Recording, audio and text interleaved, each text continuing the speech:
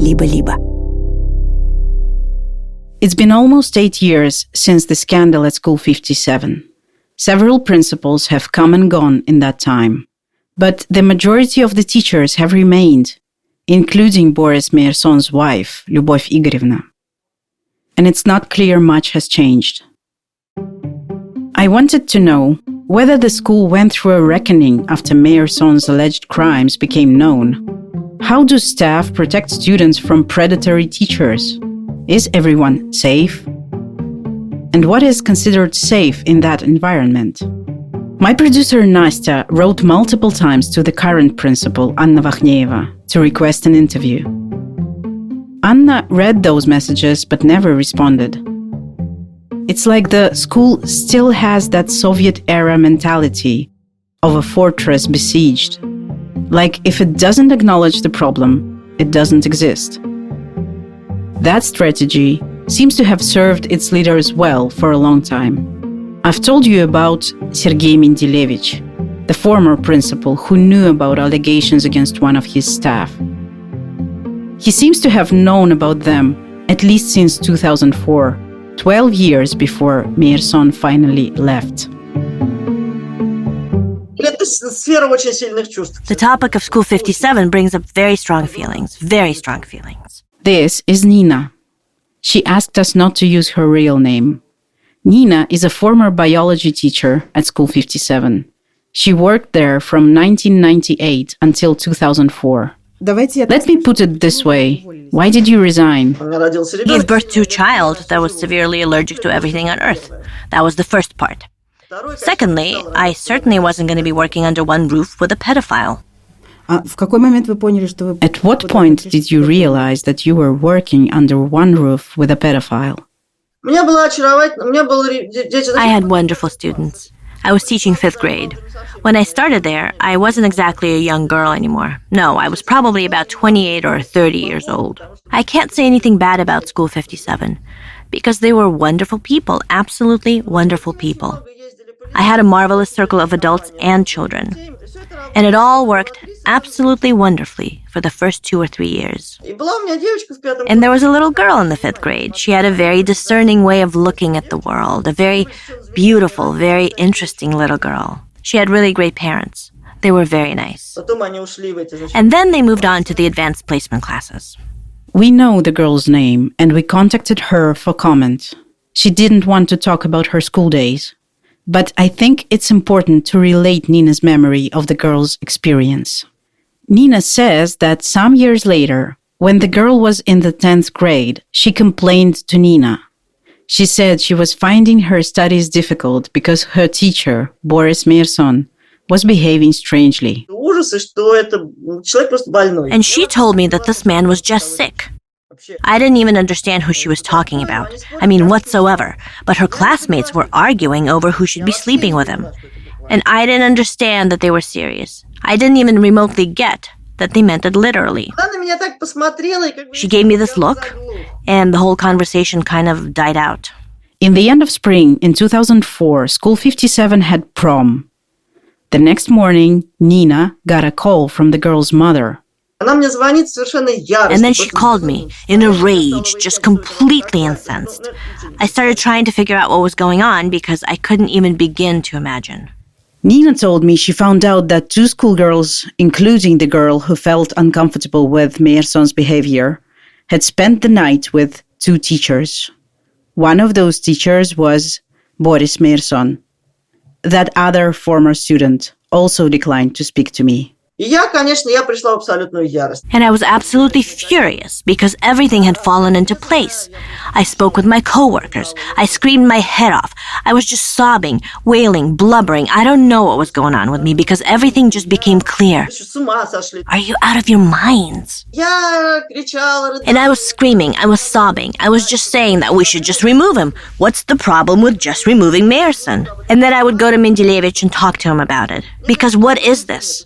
And I was told that there's no point in talking to him at all, that this must mean you have your own issues with men. That's why you're reacting the way you are, and that everything is totally fine. Yes, And so I got up the nerve to talk to Mendelevich. And Nastya, I must confess, I'm ashamed to recall it because I think I just got scared. I came to his office, quietly cracked open the door. I had the utmost respect for him. I listened to his speeches at the school board meetings. He really was an authority figure for me. And I said, Sergei Lvovich, I'd like to talk to you. Nina told the principal everything she heard from the girl about Meyerson's behavior. I mean, I believe this girl. I know her. He looked at me, looked at the ceiling, and said, This is a teacher. I'm gonna protect him. That's it.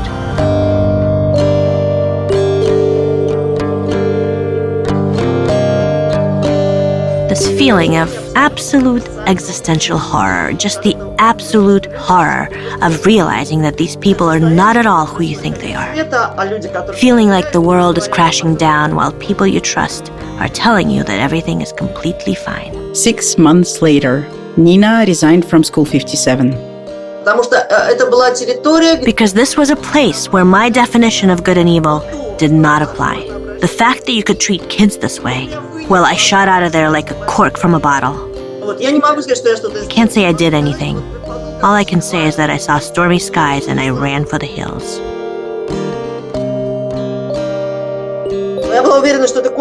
I was convinced that it had stopped then. That Mendelevich, after he sent me away, had put an end to it. I couldn't even imagine it was still going on. I was sure that the story was finished with the conversation we had. From Libo Studio, you're listening to The Adults in the Room. My name is Nastya Krasilnikova. This is episode 10, What Happens Next?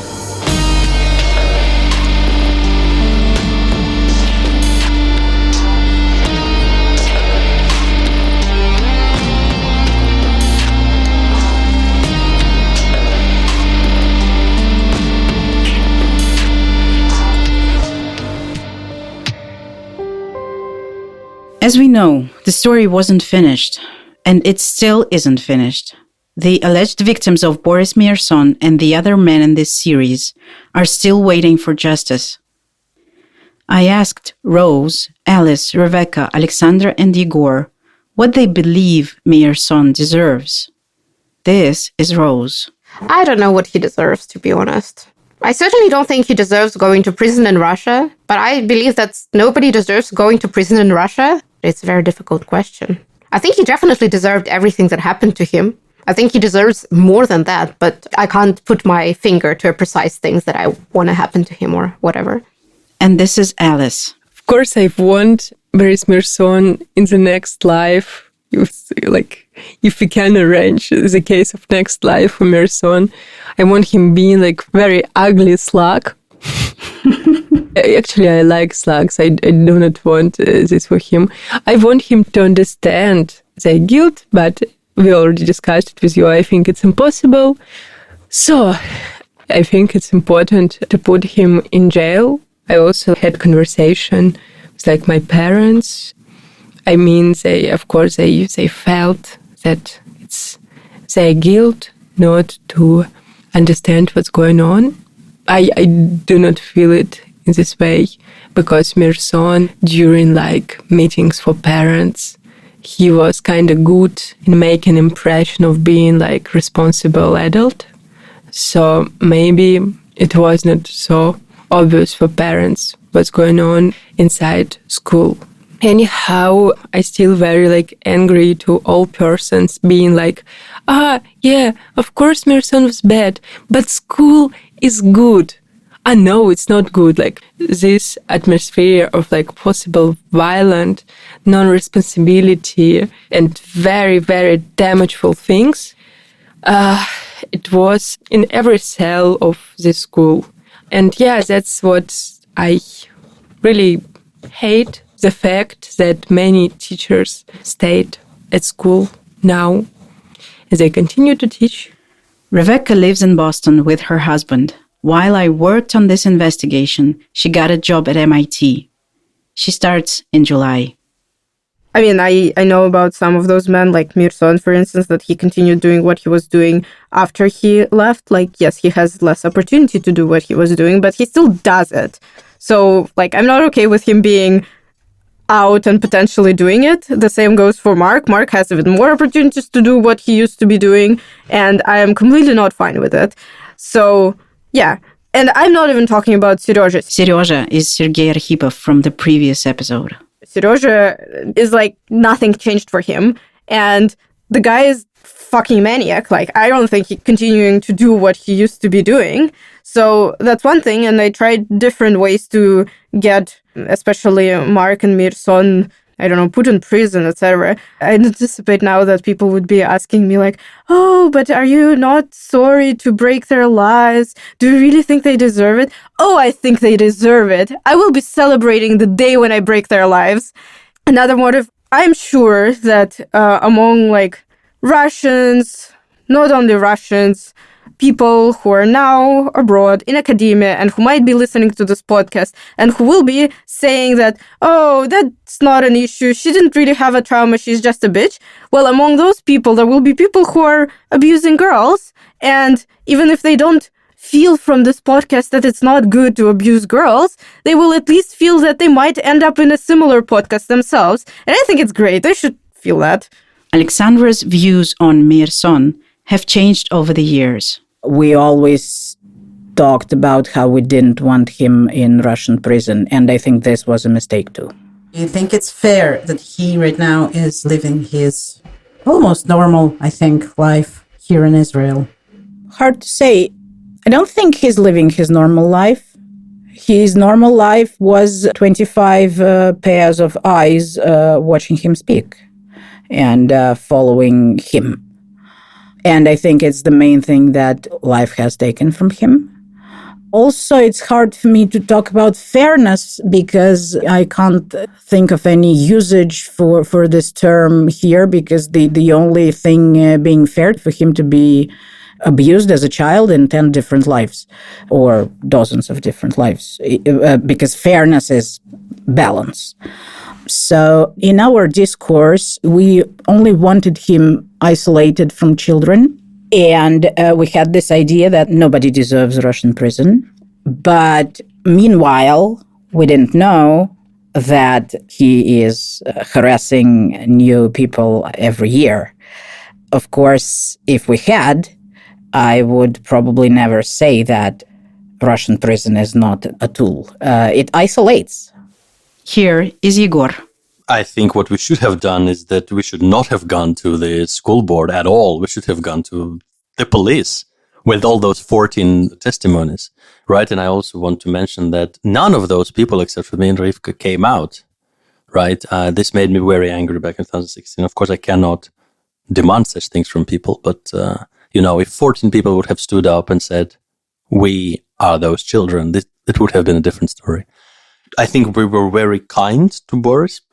Unfortunately, there is the logic prevalent in Russian intelligentsia that you better, putting someone into Russian jail is an impossible thing to do, which is based on the fact that Russian prisons are torture factories, which is true, but so are prisons in some democracies as well. Prisons in the United States and the United Kingdom are no exception to torture, at a lesser scale. I have only one thing to say about this, is that those circumstances are used by the abuser against the victim. They are adults and they know what country they're committing their crimes in, especially serial molesters and serial abusers. So this should not be a burden on the victims. One of the concepts that I found out about during this investigation is DARVO. It is an acronym coined by Jennifer Fried, the psychologist who told me about institutional betrayal. DARVO is an acronym. So the D stands for deny, the A stands for attack, and it's usually attack credibility, and the RVO stands for reverse victim and offender. And it's a tactic that somebody can use when they've been accused of something. They can deny it happened. They can attack the credibility of the person making the accusation, saying, oh, you just are doing this for money, or, oh, you have mental health problems, you're a liar, your memory is messed up. But the really powerful part is reverse victim and offender, because what they can do is say, hey, I'm the victim of your accusation. You're hurting my reputation. You're hurting me. And you are the bad person for making this accusation. This pattern reminded me of my conversation with Boris Meyerson so much that I wanted to scream when I first heard of it. Darvo, originally we thought of it as between two people, but of course it can happen from the institution too. And it happens all the time. So that, the person who was truly victimized, who had the courage to say something about it, then gets further victimized by being attacked and basically treated like they are the problem. And this is exactly what happened with Rebecca and Igor in 2016 during the scandal. What I cannot stop thinking about at the end of this investigation is the bravery of my characters. For years, they were told that the abuse they suffered was a form of love or a form of freedom. But they grew up into beautiful, accomplished adults who took control of their lives. They tried to tell the world their stories and hold the alleged perpetrators accountable. As Sarah beautifully put it, I think one common thread that I've seen in a lot of these stories is that people who perpetrate that kind of violence over women and children, or who try to do sort of sketchy shit on the down low, they have this narrative of there being a version of truth that as a participant you should hold on to, that there is a certain version of events that makes this make sense. And having this knowledge and having this lesson, I think, is helpful in thinking about these experiences, because when you find yourself separating reality into different strands and into different stories, and you start picking and choosing the version of the story that works best for you, that's where you're going wrong. And that is when you should take a pause and stop and think about what is really happening.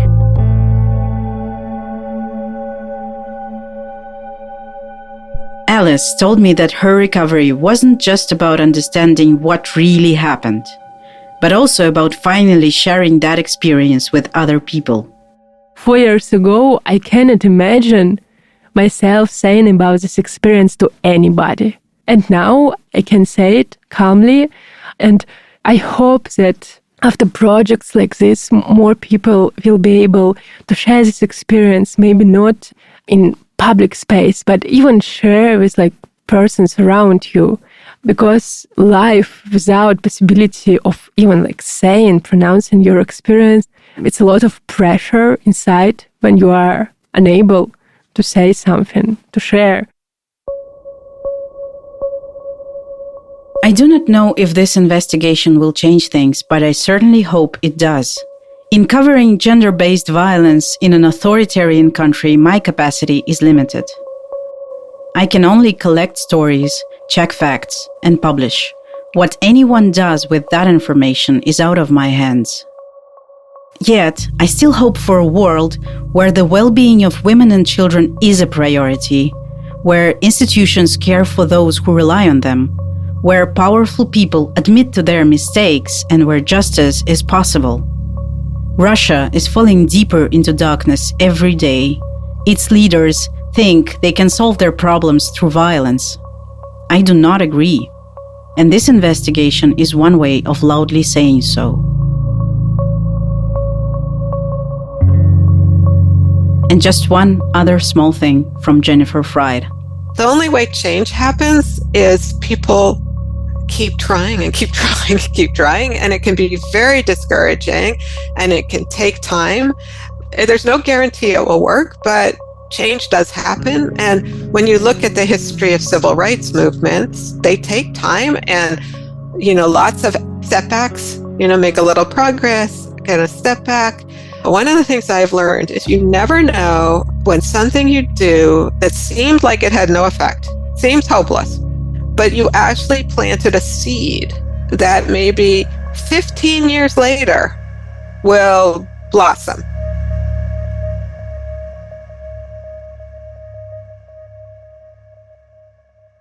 The Adults in the Room is produced by Libo Studio. This podcast has a website where you can find additional visual materials collected throughout our investigation and contact information for feedback. If you'd like to support us, please subscribe to Libo Plus on Apple Podcasts. Your monthly donations make our investigations possible. You can find all the links in the description box. This show is hosted, reported, and written by me, Nastya Krasilnikova. Huge thank you to my colleagues that took part in this project. Researcher and fact-checker Vika Labanova, producers and editors Nastya Medvedeva, Lika Kremer, Sam Colbert, and Dasha Cherkudinova. Translator Anya Farmozova. Composer and sound designer Ildar Fattahov. Legal support provided by Michael Sfard and Alon Sapir from Michael Sfard Law Office, and Sergei Markov, managing partner of the law firm Markov and Madaminov. Voiceovers by Sam Colbert, Valerie Kipnis, Ildar Fattahov, Lynn Eckenburg, Semyon Sheshenin, and Anya Migdal. Art is made by Ruslana Mirzaalieva. Website by Non-Objective Studio. Special thanks to Polina Agarkova, Ksenia Krasilnikova, Anna Chesova, and Artyom Yefimov. I also want to thank my fitness coach, Irina Pali, my psychotherapist, Vladislav Chupeev, and a French singer, Barbara Prévy. Thank you for listening. If you are impressed, leave us a comment on the podcast platform you use. Bye.